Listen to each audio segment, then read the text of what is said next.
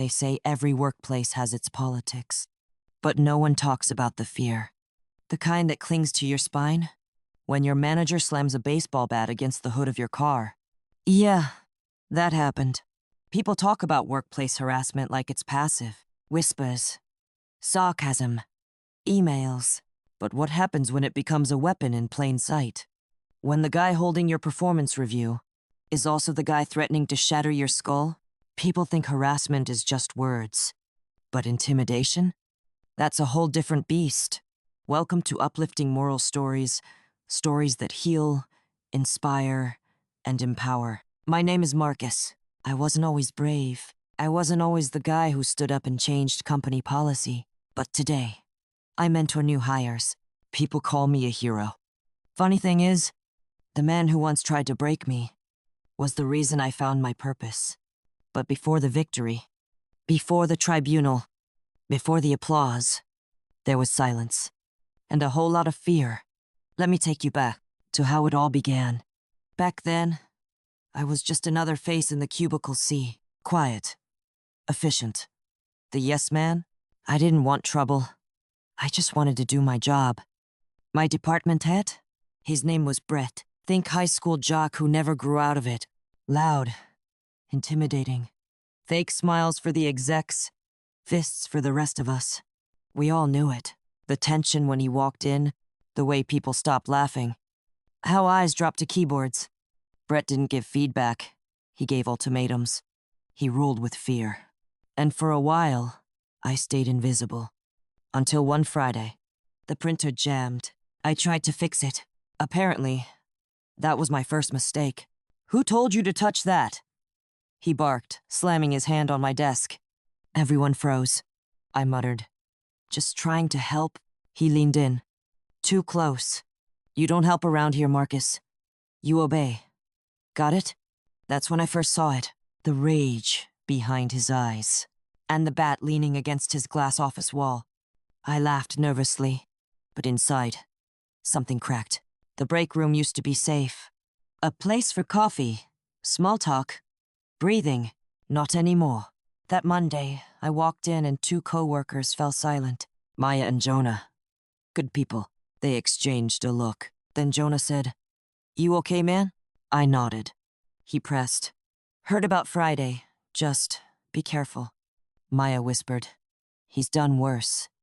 HR covers for him." I laughed it off. I'll keep my head down. But Maya didn't smile. He doesn't want quiet, Marcus. He wants scared. And scared, I was. I started noticing more. How his eyes followed me during meetings. How files would disappear from my desk. How he'd accidentally slam the bat on tables during team briefings. People say bullies grow up, but some get promotions. And some, like Brett, get dangerous. I didn't sleep that night. I kept seeing that bat. Kept hearing the way he said my name like it was something he wanted to break. By morning, I made a decision. I would report it. No more silence. No more hoping he'd change. So I walked into HR, holding a printed photo of my dented car. My voice shook when I spoke. Thomas Jacobs threatened me with a weapon. In the parking lot. And this isn't the first time. The woman across the desk, Melissa, froze. She blinked, glanced at the photo, and asked if I had a moment to write a formal statement. I did. I wrote everything. The late-night threats, the slammed doors, the whispered accidents, even the time he locked me in the server room for 2 hours during inventory. I felt exposed, vulnerable. But when I signed the bottom of that form, it felt like the first punch I'd ever thrown in my life. They say speaking up makes you feel free, but what they don't say is what happens next. The whispers began almost immediately. Snitched. Made up the whole thing. Probably just wants a promotion. Even my teammates' people I'd helped finish deadliness stopped replying to my emails. No more lunch invites. No more friendly nods. Just cold, hollow silence. And Thomas? He smiled at me in the hallway. Like I was already buried. Then, one afternoon, I was called into a meeting. The manager said they were restructuring the department. I was being moved to basement storage temporarily, they said. It wasn't a demotion. but it felt like one. Boxes. Dust.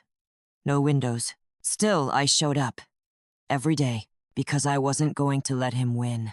I stayed quiet. Until the day he followed me into the basement. I was sorting files when I heard his voice. Bet you thought that HR report would scare me. I froze. He stepped closer. Button hunt. Again. But this time, I was ready. I reached behind a stack of boxes and hit a button. Click. A small hidden camera I'd set up 2 weeks earlier blinked red. It caught everything. The threats. The raised voice. The bat hitting the metal shelf beside me. It also caught me saying this. Thanks, Tom. That's all I needed. He paused. His face changed. Fear for once wasn't mine.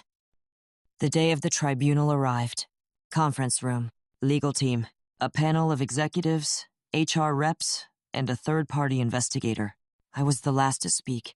I walked in awed, as the scared assistant I once was. But as a man who knew the truth was on his side, I played the footage. Thomas's voice echoed through the room. Bet you thought that HR report would scare me. The bat.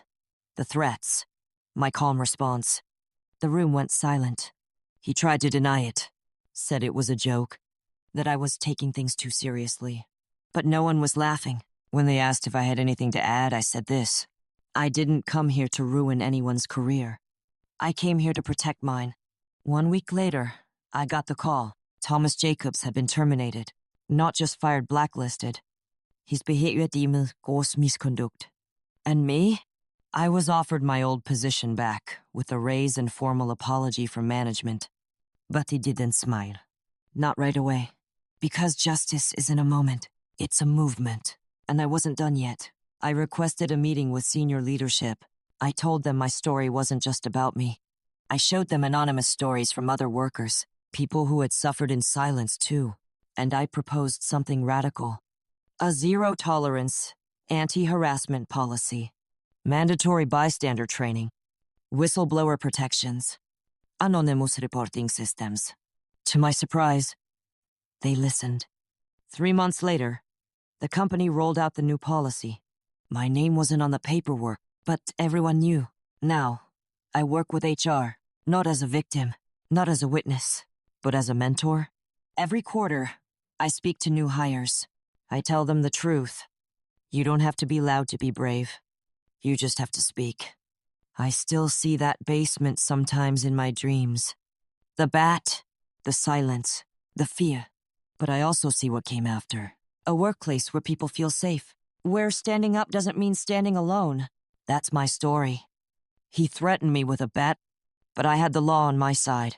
And now, I use that same law to protect others. No one should ever have to choose between their dignity and their job. Real strength isn't about fists or threats, it's about standing up for what's right, even when your voice shakes. When you speak up, you don't just protect yourself. You give others the courage to rise too. Because silence protects bullies. But truth builds justice. If you've ever felt powerless, remember this. The law is more powerful than fear, and your voice matters. Have you ever been bullied at work or school? What did you do? What do you wish you could have done? Drop your story in the comments. You never know who you might inspire, or who might finally feel seen because of your words. Share this video to remind someone who might be struggling right now. They're not alone. Like if you've ever stood up for yourself or someone else. Subscribe to hear more real stories of courage, truth, and justice. Together, we build a community that say, no to bullies, yes to justice, yes to strength with purpose.